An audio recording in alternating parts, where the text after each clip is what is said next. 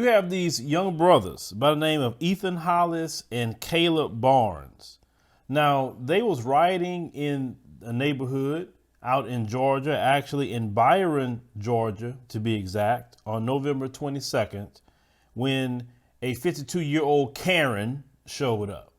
Now, this particular Karen, her name was Patricia Compton. She ended up pointing a gun at these young brothers.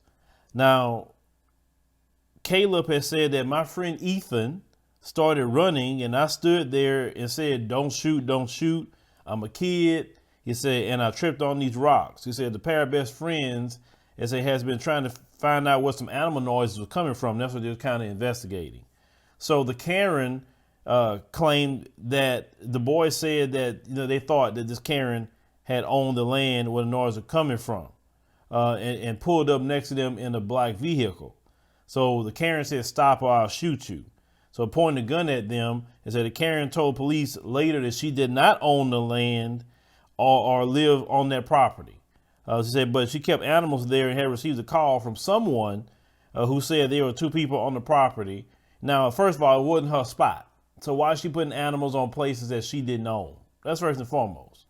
So it says she grabbed her gun, she told the police and drove to the property after receiving the call. So after being threatened by the Karen, one of the young brothers ran to the grandmother's home and leaving the other young brother with the last name Barnes on the scene. Now it says Vanita Kelly, Barnes' grandmother, said she heard this Karen tell deputies she would have shot the boys if they had approached her. It said the children told police they was on the property to see the animals. Now the Peach County sheriff said that this Karen can't claim self-defense because she wasn't in danger. Said the boys were not armed and the encounter happened in broad daylight.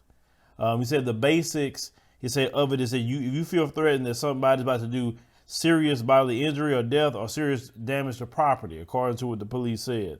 Now, this Karen said she didn't know the boys were children and wasn't sure whether they were armed or not. She said that there aren't too many black kids in the neighborhood, so she was wary of the boys' intentions. So let's say all that's true right there. It's not many black people at all. Just because you see two black boys, you're wary of their intentions. Just a white supremacist. That's all you are. Complete white supremacist Karen. Now they say the boys' parents said this Karen did know the kids and said who rode the bike regularly. Okay. Now this Karen was arrested and charged with aggravated assault, child cruelty, and terroristic threats, but she has been released on bond. Now, when they explained her charges, they said that with the juveniles living in the neighborhood, the age of the juveniles, and the fact it was broad daylight outside, which revealed their identities, I believe, this Karen had ample time to react to their age and recognize them and acknowledge that they presented no danger to her or anyone in the area. So with all this information presented to this Karen, she still decided to brandish a weapon and present it to the children in a presence within the situation. They're placing them in fear of their safety. So like I said, you got to be careful, ladies and gentlemen. It's the same state while Ahmaud Arbery jogging in the neighborhood and the white supremacists ran up on him and killed that brother. This almost could have been the same situation with these young brothers. Parents, please know your children are at.